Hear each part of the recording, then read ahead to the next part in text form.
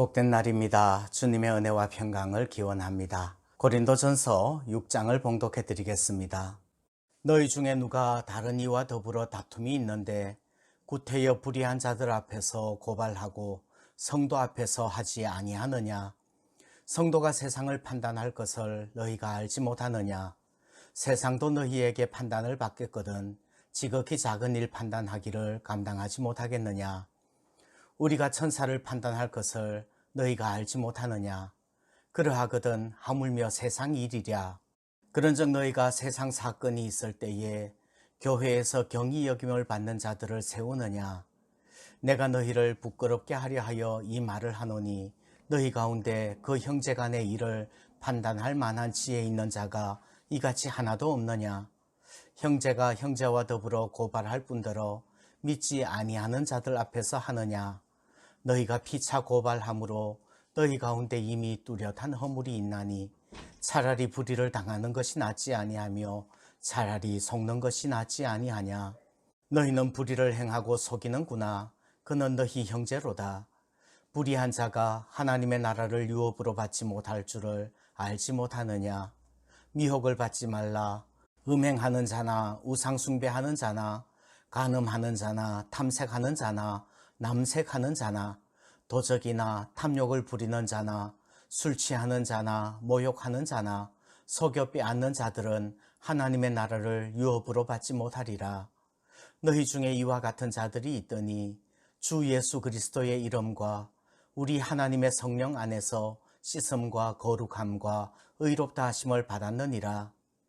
모든 것이 내게 가하나 다 유익한 것이 아니요 모든 것이 내게 가하나 내가 무엇에든지 얽매이지 아니하리라.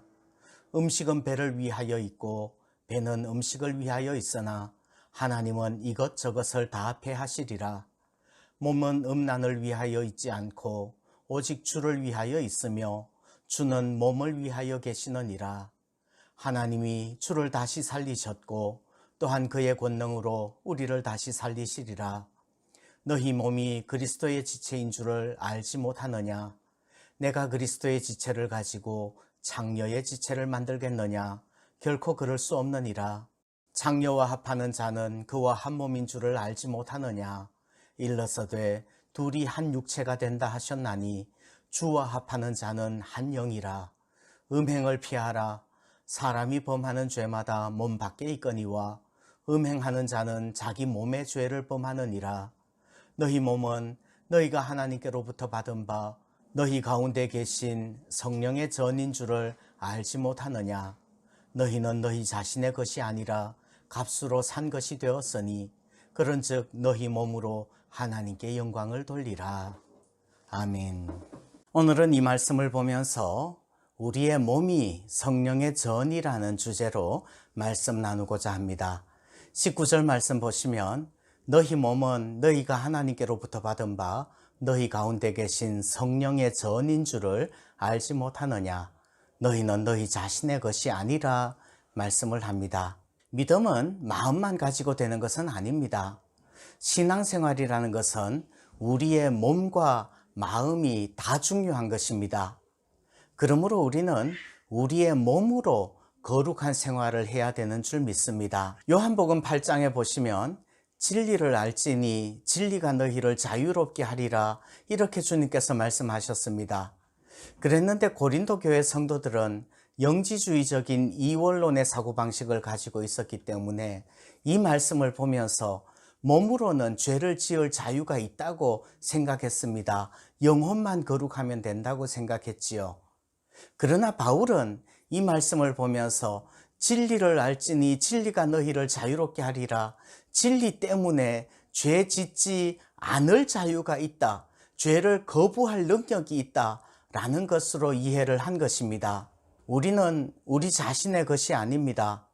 우리의 몸은 예수님의 것입니다. 주님께서 값을 주고 사셨기 때문이지요. 바로 십자가의 피값이에요. 그래서 우리의 몸 안에 성령께서 내주해 계시는 거죠.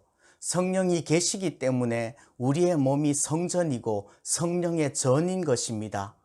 우리는 우리의 것이 아니라 주님의 것이지요.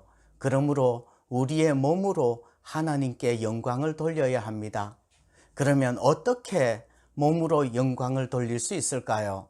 첫 번째, 몸으로 죄를 지어서는 안 됩니다. 18절 말씀 보시면 음행을 피하라. 사람이 범하는 죄마다 몸 밖에 있거니와 음행하는 자는 자기 몸에 죄를 범하느니라 말씀을 합니다. 몸으로 짓는 가장 대표적인 죄는 음행입니다. 음행하지 마시기를 바랍니다. 육체적인 순결이 없이는 영적인 순결도 없는 것입니다. 우리의 인격은 영혼과 육체가 함께 붙어 있는 것이지요. 따로 떨어져서 생각하면 안 됩니다. 창녀와 합하는 자는 창녀와 한 몸인 것이지요. 지금 시대는 음행의 죄를 짓기가 너무 쉽고 또 유혹도 많은 시대입니다. 죄의 소원은 일어날 수 있지만 우리는 죄를 다스려야 할 것입니다. 새가 머리 위로 날아가는 것을 막을 수는 없지만 우리의 머리에 둥지를 터는 것은 막아야만 합니다. 몸으로 죄 짓지 마시기를 바랍니다. 두 번째, 우리의 몸을 스스로 해치지 말아야 합니다.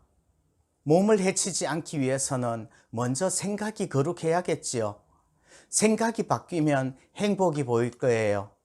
인간의 생각은 인간의 행동을 결정하기 때문이지요. 악을 생각하고 악한 일을 꿈꾸면 악의 열매를 맺게 될 것이고, 선한 일을 생각하고 선한 일을 꿈꾸면 선한 열매를 맺게 되는 줄 믿습니다. 우리의 몸이 성령의 전이 되기 위해서는 우리가 거룩한 생각을 해야 합니다. 나아가서 우리의 몸을 해치는 많은 것들을 피해야 됩니다.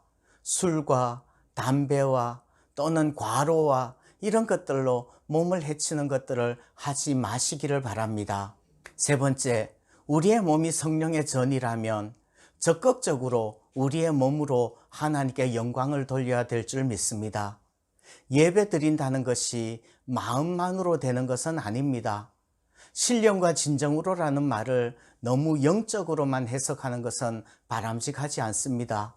하나님께서는 우리가 잠도 깨지 않은 흐트러진 모습으로 옷도 갈아입지 않고 눈곱도 떼지 않고서 그냥 인터넷 설교를 시청했다고 예배드렸다고 인정해 주지 않을 거예요.